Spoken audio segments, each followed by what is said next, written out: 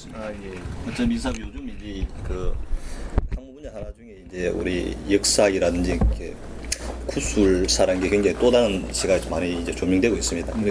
특히 지금 우리 근현대사에서 가지고 현대라는 회사하고 또 아산 우리 창업자 어떤 그런 뭐 족적 발자취는 뭐 우리 삼성과 더불어 가지고 누구나 인정하는 그런 부분들이 있는데 그 대부분 초점들이 이제 우리 아산에 다 맞춰져 있고 그에 대한 어떤 책들은 굉장히 또 다양하게 또 많이 나와 있는데 이 자서전을 가지고 또 여러 사람이 또 이제 록보 작가들도 쓰기도 하고 했는데 좀 아쉬운 부분들은 우리 창업자도 굉장히 중요하지만은 그 창업자의 어떤 그런 생각이 되려 그러면 주변에서 같이 초창기부터 활동한 분들의 어떤 그런 이 뜻이라든가 생각 이런 것들이 종합 아우러졌을 때 소위 이 정규행이라는 한 인물이 객관적으로 조명받을 수 있다는 그런 인식에 저희들이 이 사업을 추진하게 됐고 더 무엇보다도 이 돌아가신 한 12년 정도 지나다 보니까 그런 기억들이 점점 파편화되고 그렇죠. 사라지고 없어지다 보면 나중에 뭔가 복원하고 싶어도 결국 자서전 하나로 우리가 해결해야 될 그러면 굉장히 미완의 어떤 그런 하나의 어떤 사람 일대기가 성립될 가능성이 높다 해가지고 굉장히 좀 저희들은 굉장히 시급하다는 인식하에서 4월 1일에 이제 울산대학교 아산 리더십 연구원이 생기면서 전체적으로 이제 앞으로 이제 전집도 발간할 것이고 동시에 이제 같이 초창기 현대그룹 정말 어떤 초창기부터 같이 활동하신 분들, 우리 대장처럼 그런 분들의 어떤 생각들이 아우러져야 아마 후학들에게 저희들은 이게 단순히 일회성 어떤 그런 사업이 아니고 정말 10년, 50년, 100년, 200년 지나더라도 그 영혼 남을 수 있는 그 저희들 영상팀은 실제 서울에 계신 분들 직접 저희들이 조인해가지고 왜냐하면 영상도 하나의 예술 분야이기 때문에 저희도 막 찍어 할 수 있지만은 이제 그런 것이 아니다 앞으로 100년, 200년 뒤에 이제 어떤 모습일지 모르기 때문에 그런 나름대로 어떤 사명감을 가지고 이 사업을 좀 진행하고 있습니다. 그래서 다행스럽게도 우리 그 회장께서 많은 협조를 해주셔가지고 저희도 애초 기획했던 것보다도 좀 좋은 방향 쪽으로 좀 많이 흘러가고 있어서 굉장히 감사하게 생각하고 있습니다. 또 회장께서도 바쁘신데 또 흔쾌히 이렇게 시간 또 내주시고 또 좀 이런 자료들이 좀 유용하게 잘 효율적으로 잘 쓰일 수 있도록 최대한 저희들이 잘 노력하도록 그렇게 하겠습니다. 예. 그럼 저희들이 어떤 요 구술의 편의를 위해 가지고 일단 우리는 그냥 구술자라고 그래요. 저희는 면담자, 우리 창업자 이런 식의 용어를 통일해 가지고 좀 진행해 보도록 하겠습니다. 그럼 먼저 우리 구술의 개인 생애부터 좀 여쭤보도록 하겠습니다. 이 구술 유년 시절 특히 태어난 때라든가 고향 뭐 가족관 가정 형편에 대해서 좀 말씀 좀 해주시겠습니까? 그렇죠. 저는 저기 그 서울서 태어났는데 우리 이 집안이 계속 서울 종로에서 예. 과거에 그 뭐 상인 네. 상점을 주로 이제 저기 옷감, 예. 신발 이런 거를 하는 집안이었어요. 우리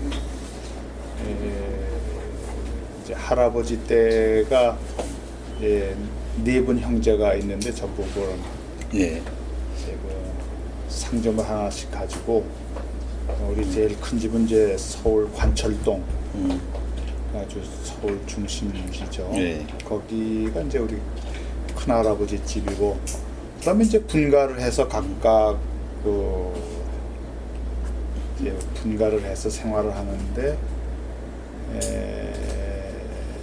저희 할아버지 좀 일찍 돌아가셔서 이제 저희 이제 작은 할아버지 댁에 우리 아버지가 이제 그 상점 가서 일을 하셨는데 예.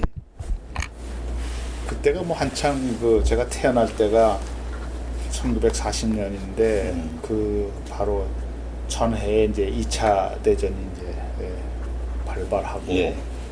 또 그 다음에는 뭐 태평양 전쟁이 있고 그 틈바구니에 태어났습니다. 그런데 예.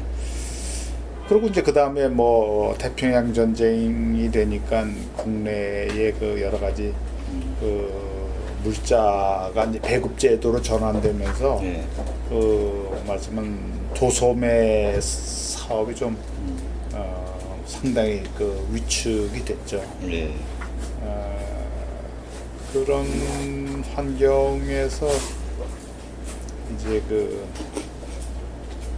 또 뭐 전쟁이 나고 네. 근데 저희 부친은 그 제혁 쪽에 이제 일을 좀 예. 하셨는데 별로 그렇게 저 무슨 뭐 크게 사업적으로 성공은 못했고 그래서 저는 어렸을 땐 좀 뭐 그냥 무난하게 크게 어려움도 없고 또 크게 무슨 이렇게 호강도 예. 하지 않은 그런 평범한 집안에 태어난 거죠.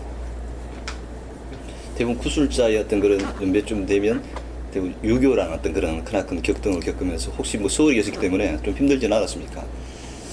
근데 이제 우리는 뭐 그때 어렸으니까 그 6.25 발발할 때가 이제 6살 아니지 그러니까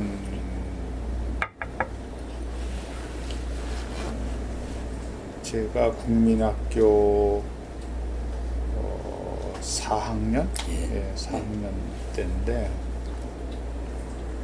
그래서 뭐 별로 그냥 뭐 남들이 겪는 다 어려움이죠. 물자가 귀하고 예. 그래서 우리 이제 피난은 안 가고 예.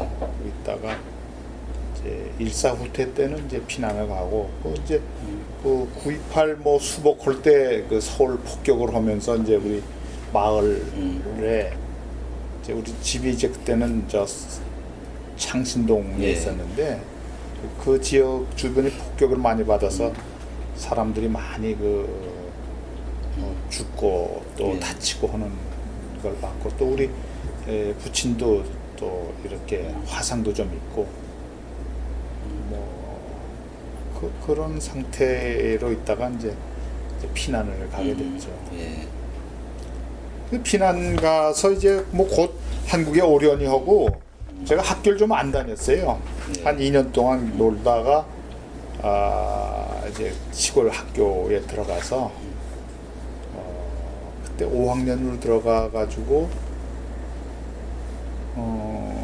이제 마치고 6학년 올라갈 때쯤 해서 이제 서울로 와서 이제 바로 학교 또 못 들어가고 집이 그 반파가 됐어요. 새로 이제 우리가 살던 집이 그래서 그 집 뭐 고치는데 뭐 내가 좀 또 그때 집 고치는데 이제 많이 하고 그래서 국민학교를 조금 6학년 이제 좀 늦게 들어갔어요. 그래서 이제 그때도 뭐 저기 중학교 이제 좋은 데 들어가려고들 공부도 하고 그랬는데 그냥 내가 뭐 사실 다른 애들보단 동년배보다 나이가 많아서 그런 면도 있고 네. 또 좀 또 뭐 공부를 그냥 그런 대로 하는 편이라서 국민학교에서 이제 졸업을 해서 내가 서울 4대 구중 예. 그때 이제 특차라고 그래가지고 뭐 다른 중학교가 신입생을 뽑기 전에 남자 120명, 여자 120명 뽑는 그 학교에 이제 들어가게 됐죠. 예. 그게 우리 국민학교 때 글쎄 뭐한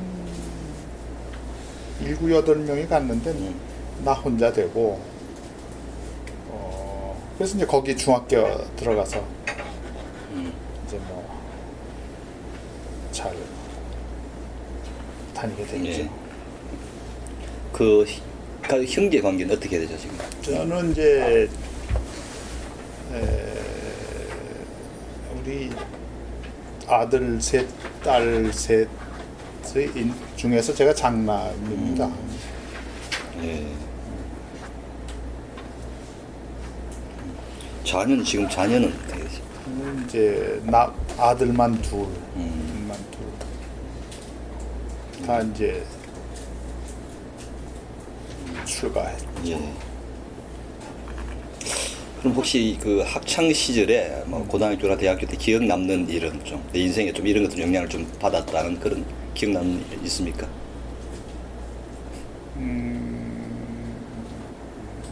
글쎄요.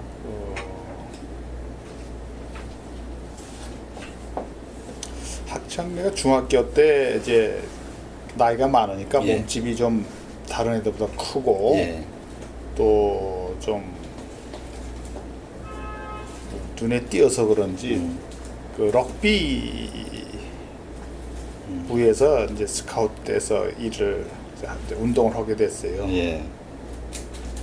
이제 서울 4대 부중은 지금도 서울 4대 부중 부고는 이제 전국에서 제일 잘하죠. 럭비. 예, 예. 그래서 이제 무슨 뭐 협동심이랄까 뭐 그런 거. 그리고 이제 그때 이제 합숙하고 그러려면은 다 어려울 때니까 그 우리 1년 후배 선수 중에 하나가 그 유명한 신설동의 곰보추탕이라는 집 아들이었어요. 네. 그래서 이제 쌀을 조금씩 가져가면 나머지는 그 집에서 다 해결해주고 해서 뭐 학교도 그런 대로 잘 다니고 운동도 하고 그래서 어느 날 2학년 때인가 이게 성적표를 받아봤는데 그 수학이 기하가 좀 이렇게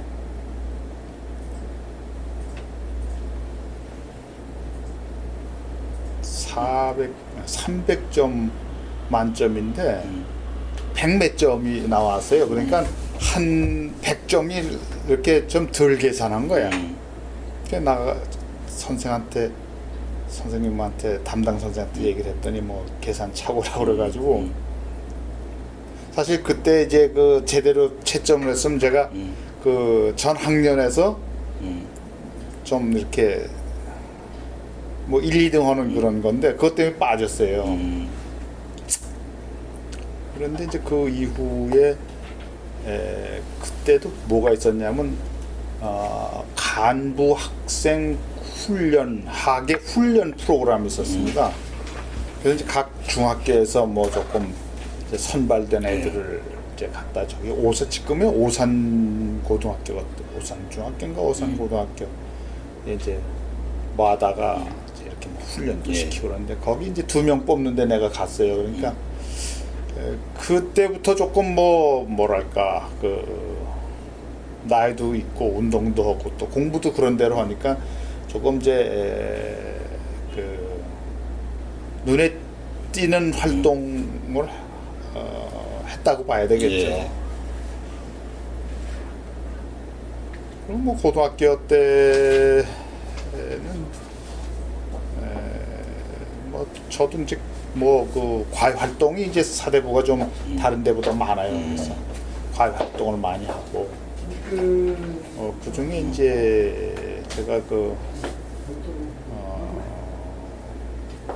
스코필드 박사라고 우리나라 그 독립 그 저기 3.1 운동을 뒤에서 이렇게 여러 가지로 후원하시던 그분이 그 영어 성경 클래스를 운영을 했는데 거기 좀 제가 가서 영어를 좀 배웠고 그 영어를 남보다 이제 더 좀 빨리 그 습득할 기회가 있어서 그다음에 군대 가서도 그 덕에 그 연락장교를 했고 또 그 연락장교를 해서 습득한 영어를 어디다 써먹을까 하다가 당시 해외에 사업장을 가지고 있는 이제 현대건설에 제가 입사하게 됐죠. 그럼 우리 구술자가 살아온 시대는 그야말로 대한민국 격동기라 할 수 있는데 6.25부터 일제치하부터 6.25 뭐 5.16 뭐 4.19 쭉 거쳐왔는데 그런 그 그런 시대에 대한 생각은 좀 어떻습니까? 근데 이제 저는 뭐 그 비교적 그 중고학교 대학교 때 그 학업보다 학업 이외의 활동을 이제 좀 많이 한 편입니다.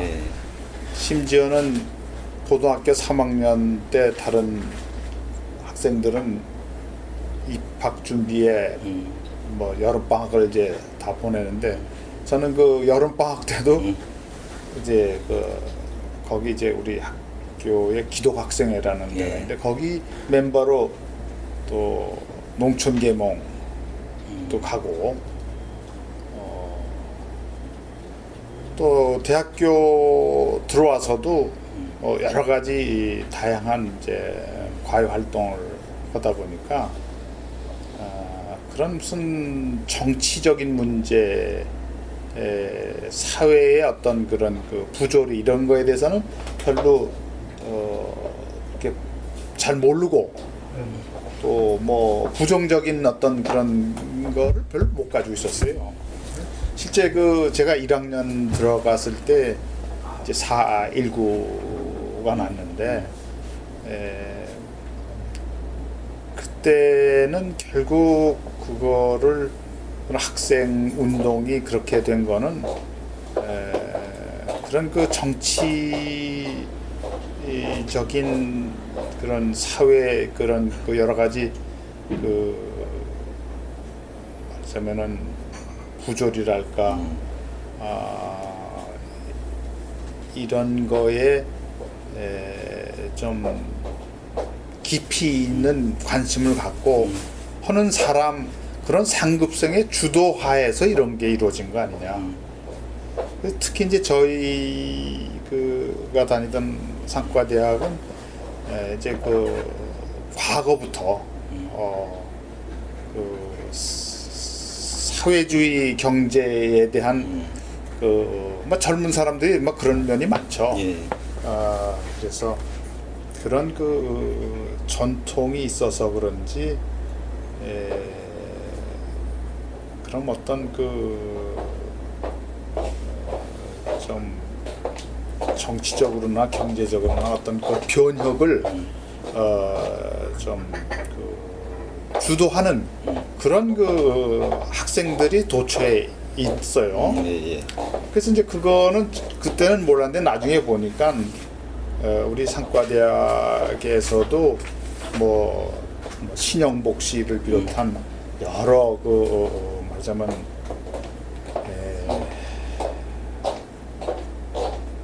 무슨 뭐 사회주의적인 진보 성향의 생각을 한 학생들이 의외로 많더라고요. 이제 그런 사람들은 또 좀 여러 가지 형태로 조직화가 돼 있고 또 체계적인 연구와 뭐 토론, 독서회 통해서 어떤 그 인식이 구체화돼 있는 거죠. 네. 이제 거기에 비해서 우리는 말하자면 우선 관심이 없고 그런데 내가 할 일, 내가 학생으로서의 네. 할 일, 뭐 생활인으로서의 뭐 할 일, 뭐 이런 데 해서 그 변혁에 대해서 저는 뭐 좀 나뿐만 아니라 대부분이 별로 그렇게 관심이 없어요. 그냥 뭐 학비를 어떻게 조달하느냐, 숙식을 어떻게 해결하느냐 이게 더 급선무고 그렇다고 보는데 또 그런 연유로 해서 저는 뭐 이제 산업계로 가서 우리나라 산업화에 또 동참함으로 해서 내 갈 길을 갔고 내 막 국가와 또 민족에 대해서도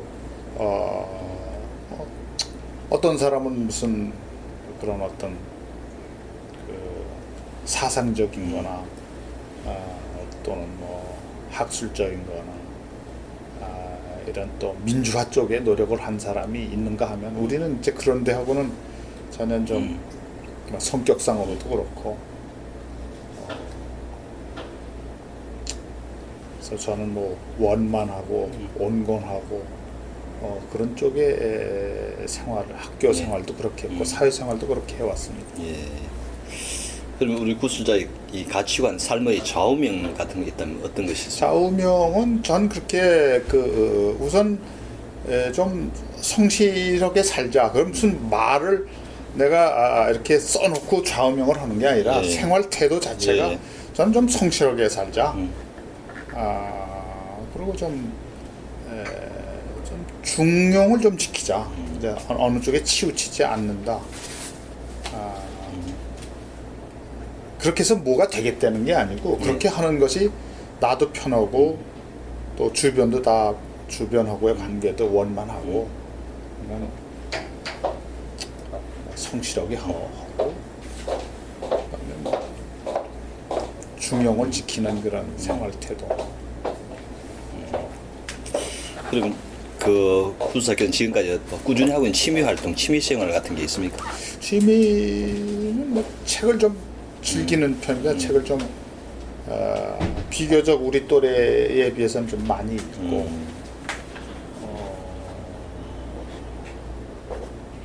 뭐 골프 좀 하고 그다음에 요즘은 이제 뭐 국선도 같은 거를 해서 정신적으로나 또 육체적으로 그저 원만한 그런 그 입지를 이렇게 유지해 나가는 셈입니다. 네. 그럼 이제 직장 생활에 대해서 좀 여쭤보도록 하겠습니다. 네. 우리 기록을 보니 1966년에 현대건설에 입사했다고 했습니다. 현대 첫 직장입니까? 네, 첫 직장입니다. 그럼 그때 공채로 들어갔습니까? 제가 공채로 들어갔는데 추가 모집 케이스로 이제 근무를 하게 됐어요. 예. 딴 사람보다 내가 한 달 반 정도 좀 늦었죠. 이 추가 모집이라는 것은 어떤 지금 그 공채를 했는데 공채를 했는데 이제 결혼이 생겨서 이제 추가 모집을 했는데 그때 추가 모집 이유는 그 재무 쪽에 인원이 더 필요했던 것 같아요. 내가 상과대학 나왔으니까 재무 쪽에를 이제 권고를 하는데 나는 인터뷰에서 나는 뭐 상과대학 나온 사람 많고 그러나 막 상과대학 내고 영어 잘하는 사람은 없는데 내가 영어를 좀 활용하는 그런 보직이 원한다 그래가지고 그때 이제 외국공사부라고 그랬습니다. 명칭이. 외국공사부에 이제 근무를 하게 됐죠. 그럼 그때 현대건설에 입사하게 된 계획이 뭐 여러 회사가 있었을 거 아닙니까? 입사한 계기는 무엇입니까? 입사 계기는 간단히 그때 당시 외국의 사업장을 가지고 있는 유일한 회사가 현대건설이었습니다. 다른 거는 뭐 전혀 고려하지 않았어요. 외국에 나가고 싶다는. 예. 근데 우리 기록을 보니까 이게 영어 통역 비서로 현대건설에서 일을 했다는 신문 기사가 있던데 그거는 처음에는 이제 그런 취지로 나를 데려가더니 실제 우리 회장님이 뭐 그때도 그렇고 그 이후에도 누구를 이렇게 수행하는 거를 별로 달가워하지를 않으시더라고요. 그래서 뭐 수행 비서라면 이제 쭉 이렇게 차에 붙어 다녀야 될 텐데 그런 거를 그때도 안 하시고 그 이후에도 누굴 데리고 다니지 않고 이제 물론 나중에 이제 뭐 그 활동 영역이 대폭 늘은다면은 수행도 했지만 그때 당시는 막 수행을 안 하시더라고요. 그래서 그냥 가서 뭐 거기 여자 비서 하나 남자 비서 하나 있는데 그것도 제가 이제 가서 한 10개월 있다가 이제 바로 그때 이제 그 외자부 그때는 이름을 수입부라고 그랬습니다만 이제 외국 자재를 수입하는 수입부의 그 담당 과장이 일본 동경으로 발령 나서 그 공석이 돼서 제가 그 내려가서 이제 수입부 일을 보게 된 거죠. 네. 그럼 입사 당시에 어떤 그런 뭐 현대 물론 외국 근무 그것도 있지만 어떤 하여튼 목표라든가 안 그래 현대가 내가 이루어진 꿈 같은 게 있었습니까? 전 무조건 해외 나간다 그것이 1차 꿈이고 그다음에 어떻게 된다는 건 뭐 생각을 별로 안 했고 저는 어느 경우나 무엇을 하겠다 뭐 그게보다는 내 그때 주어진 일을 성실하게 올바른 방법으로 한다. 그리고 또 그 같은 팀이 서로 협력을 해서 한다 이런 생각을 가지고 했습니다. 그러면 그 이제 외국에 나간다는 것은 당연히 뭐 얘가 영어를 좀 하기 때문에 그런 의미 있지만 또 외국 나오면 여러 가지 어떤 뭐 인센티브라든가 좋은 점이 좀 많이 있었습니까? 그때는 뭐 수당을 주는 건데 그때는 해외 나간다는 건 뭐 유학 가는 거 빼놓고는 뭐 기회가 거의 없죠. 비즈니스맨으로. 예. 그러니까 직장 소속으로 가는 경우는 아마 현대건설 빼놓고는 없었을 거고 저도 뭐 당연히 외국 유학을 가려고 이제 여러 가지 좀 뒤늦게 서둘렀지만 여러 가지 형편상 그게 무슨 장학금도 받고 또 좋은 학교에 가고 이런 거가 잘 좀 어렵더라고요. 그래서 그것보다는 아주 내가 현업 부서로 이제 가서 해야 되겠다 하는 게 있었고 또 한편으로는 제가 그때 서울대학교 행정대학원에 입학을 해놨는데 거기서 뭐 공부를 해서 또 잘하면 또 뭐 공직자의 길도 갈 수 있겠구나 이렇게 한쪽에는 그걸 걸치고 현대건설에 들어갔는데 막상 현대건설 들어가니까 그 분위기가 우선 그렇게 이제 그 사실 내가 주간생인데도 이제 야간에 같은 강좌를 받아서 어떻게 해보려고 그랬는데 그게 쉽지 않더라고요. 게다가 우리 담당 뭐 또 과장이 또 엄격하기도 하고 그다음에 뭐 교통이 무교동에서 동숭동까지 가려면 뭐 버스를 2번 갈아타고 그리고 끝나고 나면 뭐 너무 힘들어서 그래서 그냥 집어치고 현대건설에 그냥 올인 했다고 봐야죠. 그러면 이 현대건설 입사해서 제일 먼저 배친 외국 공사부랑 그렇습니다. 그건 주로 어떤 일을 했습니까 거기서? 그때는 이제 제가 66년도 입사인데 그 전해에 태국하고 월남에 현장이 이제 생겼죠. 그래서 거기에 이제 인력과 물자가 이제 지원돼야 되는데 그때 그 이제 여러 가지 기자재 또 사람은 아니지만 기자재 보내는 거 하고 특히 이제 지금은 상상할 수 없는 얘기지만 그 한국 근로자들이 나가니까 한국 근로자들의 기호식품 그러니까 된장, 고추장, 심지어는 참기름까지. 그래서 장은 저기 회장님 창업자 사모님이 그걸 또 만들어서 이제 갖다 주시고. 직접 만들어가지고. 그러면 이제 그걸 또 우리가 적절하게 포장을 해야 되죠. 그래서 양철통에 이제 포장을 하고 기름은 우리가 또 남대문 시장 가서 직접 사다가 그래서 식품을 뭐 수배해서 포장 발송하는 그런 거가 이제 좀 독특한 거죠. 지금으로서는 뭐 상상할 수 없는 얘기지만. 그리고 보니 또 입사 초반에 샌프란시스코에서 근무했다고 하던데 이게 샌프란시스코 해외 지점의 하나였습니까 거기? 그 주로 무슨? 제가 이제 처음에 이제 입사하고 외공사부 들어가가지고 1년 조금 넘어서 월남 현장에 이제 가게 됐어요. 그래서 거기에서는 내가 이제 말하자면 총무 담당이었죠. 근데 거기 그 영어하는 사람이 귀하다 보니까 그냥 이런저런 일을 많이 하게 되더라고요. 뭐 발주처의 얘기 또 근로자를 뭐 채용하고 훈련하고 뭐 그 사람들 또 무슨 외국 근로자들에 대한 무슨 신원조회 무슨 뭐 등등 그런 일을 해서 여러 가지 일을 하게 됐고 그래서 그거를 한 1년 반쯤 하고 이제 귀국해서 아까 말씀드린 데 수입부에 근무를 했는데 거기서 한 2년 있다가 원래는 내가 괌 현장에 발령을 받았어요. 괌 현장에 중에서 내가 원래 이제 구매가 좀 전문이니까 이제 구매를 해야 되는데 그 괌의 공사라는 게 주로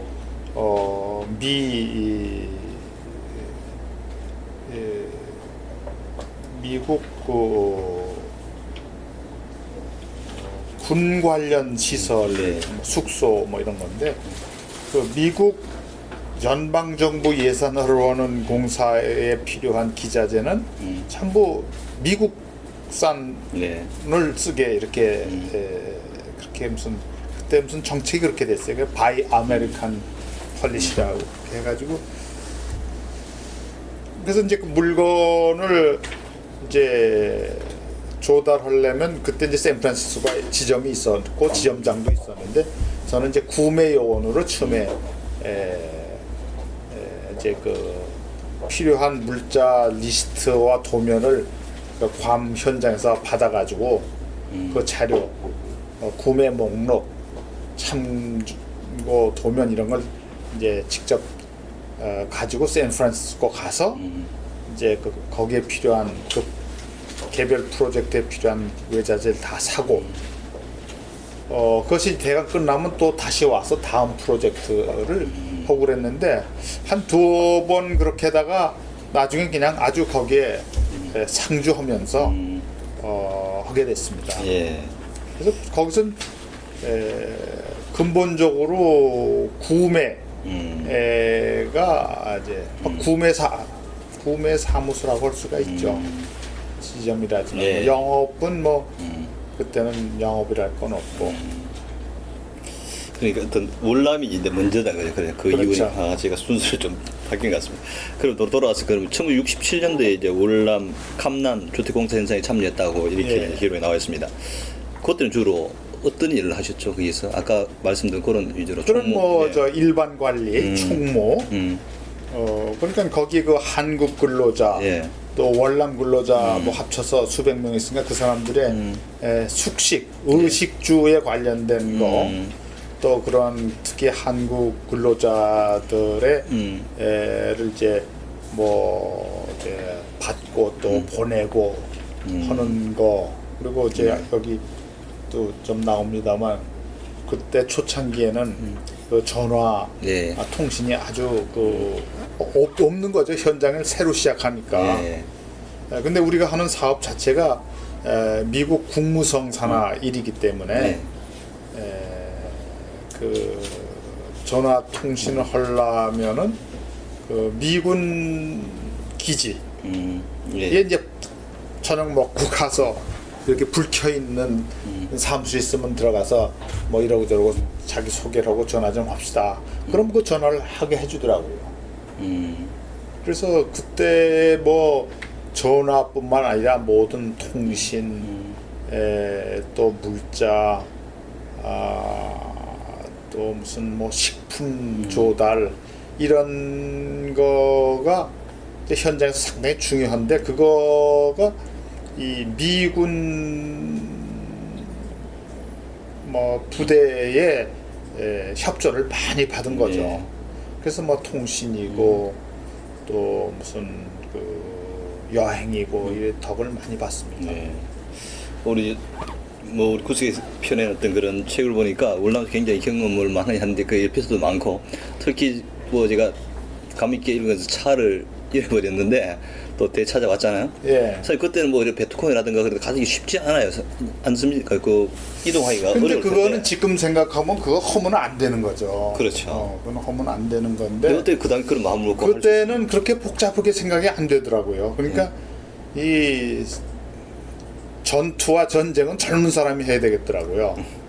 따지지 않고 뭐 목적이 딱 쓰면은 가는 거고 또 윗사람이 또 이렇게 그 엄하게 하고 예. 또 나는 이제 군 근무를 했으니까 예. 뭐 상사 명령은 뭐 그냥 막 하는 거고 그때 아이디어대로 하는 거고 위험이라는 거는 또 글쎄 위험이 없는 건 아니지만 글쎄 신호 없는 뭐 시내 교통 사고 위험 정도가 아니었나. 그렇게 뭐 있는 건 위험이 베트콩에 위협이 있는 거는 사실이로되 그걸 의식해서 할 일을 안 한다 이런 거는 상상을 할 수가 없었죠.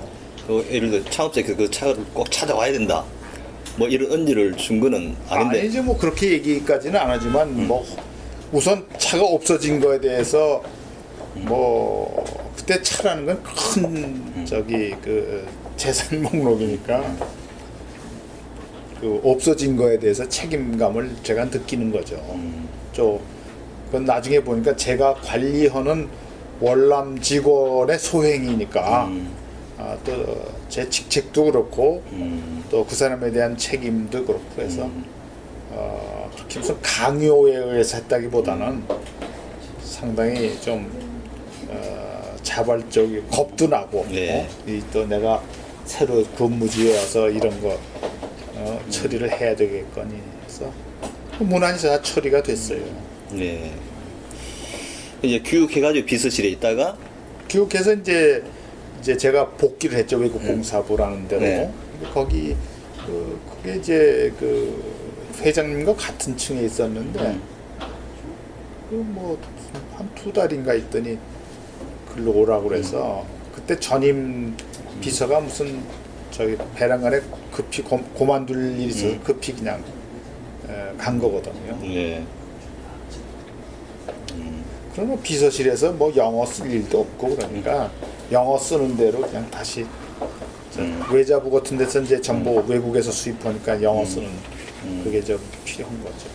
또 보니까 68년도에는 또 경부고속도로 공사하는데 건설 장비관에 건에 대가 또 관여를 하셨던 것 같은데. 그러니까 그때 그 중요한 일 중에 하나가 고속도로 공사에 투입된 그 외국 장비 네. 이들의 필요한 수리 부속을 조달하는 거. 네. 그거 뭐 그게 이제 긴급 조달이죠 항상. 그래서 그 일을 많이 했습니다. 그리고 이제 그 일을 하면서 하나 덧붙이고 싶은 거는 그거는 시간을 다투는 일이고 네. 그 수입 절차가 아주 복잡해서 또 수입 추천을 받아야 되고 수입 허가를 받아야 되고 외환 사용 허가를 받아야 되고 신용장을 개설해야 되고 아주 일련의 수속 절차가 복잡하긴 반면에 현장에서는 막 숨이 넘어가는 거도 24시간 가동되는 때였으니까. 그래서 우리 수입부 직원들은 정말 일치단결해가지고 그 일을 처리했는데 그때 당시에 다른 사업부의 동료보다 한 사람당 처리한 일의 양이 가장 많았지 않나 이렇게 생각합니다. 사무직으로서는. 예. 무슨 다른 무슨 무슨 뭐 격리라든지 또 무슨 영업이라든지 뭐 업무라든지 이런 데 비해서는 그래서 그런지 그 우리 팀에서 나중에 그 CEO가 아마 제일 많이 나왔던 것 같아요. 그래서 제 책에도 좀 나옵니다만 거기 이제 유철진 씨 전공 사장하고 현대전공 또 최수삼 씨 또 이내현 씨도 그렇고 그래서 아주 그 초장에 월남 가서 좀 그 현장에서 좀 강훈련을 받았고 또 여기 서울 와서 또 외자부에 가서 또 이 일을 또 많이 하게 됐는데 그래서 그땐 전 또 뭐 나중에 보니까 뭐 폐까지 나빠지고 좀 고생 좀 했죠. 그래도 이제 그 다 이렇게 극복을 하고 이제 그 다음 중요한 거가 이제 그때 괌 네. 해외 사업장 이제 제가 필요하다 그래서 걸로 가게 됐습니다. 네. 그 경부고속도로 공사할 때 외국 장비를 구입한다는 그 당시로서는 굉장히 규제라든가 절차라든가 시간이 꽤 오래 걸리는 일들이었는데 그 빠른 시간 내에 해결할 수 있던 뭐 비결은 뭐 어떤 것이 있을까요? 그러니까 뭐 그때는 그런 외국 장비에 무슨 대리점이 한국에 다 와 있었고 또 장비라는 거는 뭐 주문 생산이 아니고 있는 거 그냥 가져오는 거니까 그렇게 뭐 어려운 거는 없다고 봅니다. 좀 우리가 현대건설이 그때 여러 한국 건설회사들이 고속도로 공사에 다 참여를 했는데 뭐 여러 가지로 어려움을 겪었다고 그러는데 비해서 그 현대건설은 상당히 뭐 성공적으로 수익을 냈다고 그래요. 그 이유가 그런 신장비, 그 최신 신장비를 갖다가 과감히 도입해서 그 물량을 처리한 거라고 보여지는데 문제는 그런 고급 장비를 그렇게 써본 경험이 부족한 데다가 돌관공사 위주로 그냥 밀어붙이니까 그 기계가 못 견뎌나는 거예요. 네. 그냥. 적당한 뭐 주유도 하고 냉각수도 갈아주고 세척도 하고 닦고 조이고 뭐 이런 거를 제대로 안 하니까 뭐 큰 부석이 막 그냥 부러져 나가는 거죠. 그런데 그때 이제 매주 창업자께서 이제 현장 가서 회의를 하다 보면은 이제 공사 물량 보고 받을 때 모자라면 왜 모자라냐? 그거 뭐 기계가 뭐가 고장 났다. 고장 났다는데 그 다음에는 그 부속 청구했느냐? 청구했습니다. 그럼 이제 그 다음에 이명박 그때 부장인지 차장인지 저기 서빙고 공장장을 했으니까 그 주문했느냐 이렇게 또 물어보는 거예요. 주문했다고 그러고. 그것도 이제 우리는 이제 좀 이렇게 실제 보니까 주문서도 아직 안 들어왔는데 이게 전부 뭐 돌리기 식으로다. 뜨거운 감자 돌리기 식으로 막 이런 상태예요. 그렇게 전부 긴장 상태니까 하여튼 그건 뭐 어찌 됐든지 최종적으로는 이제 우리 수입부가 그 뜨거운 감자를 처리해야 되니까 아주 그냥 뭐 늘상 그냥 긴장 상태고 중간에 있는 사람한테 뭐 원망을 해봤자 그 사람들 미안하지 않냐고 지금 어떡하냐고 말이야. 그래가지고 뭐 저기 서빙고 공장장도 막 와서 또 사과도 하고 뭐 그런 일도 있었어요. 그 또 다른 시선에서는 우리 그 현대가 고속도로 공사를 아주 무난하게 잘 할 수 있던 것은 우리 그 박정희 대통령과의 어떤 그런 창업자의 관계 때문에 뭐 그런 것이다 이렇게 이제 평가.